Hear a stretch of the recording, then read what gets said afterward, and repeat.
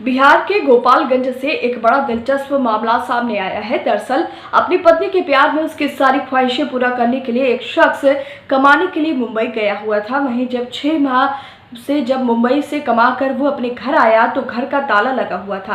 आसपास के लोगों से जब व्यक्ति ने पूछताछ की तो पता चला कि घर में ताला बीते 6 माह से लगा हुआ है। इसके बाद पता चला कि उसकी पत्नी अपने प्रेमी के साथ भाग गई है। दरअसल मामला थावे थाना क्षेत्र के थावे शिवस्थान गांव का है, जहां एक 35 वर्षीय व्यक्ति नंदजी गिरी बीते 6 माह पहले अपनी पत्नी की खुशी को पूरा करने के लिए कमाने के लिए अपने 2 बच्चे और बीवी को छोड़कर मुंबई गया हुआ था।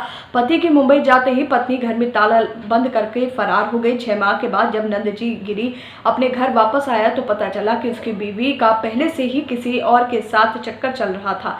मुंबई जाते ही वो भी घर में ताला लगाकर अपने दोनों बच्चों के साथ प्रेमी के साथ भाग गई।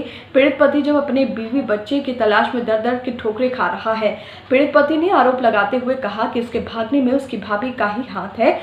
पीड़ित पति नंदजी गिरी ने बताया कि उसकी पत्नी ममता 6 माह पहले भाग गई थी, साथ में अपने 2 बच्चों को भी लेती गई थी। अब वो 6 माह से पत्नी और बच्चों को खोज रहा है। नंदजी गिरी ने बताया कि मुझे अपने बच्चों की काफ़ी याद आ रही है। अगर मेरी पत्नी आ जाए तो मैं अभी भी उसे रखूंगा और पुराने जख्मों को भूल जाऊंगा।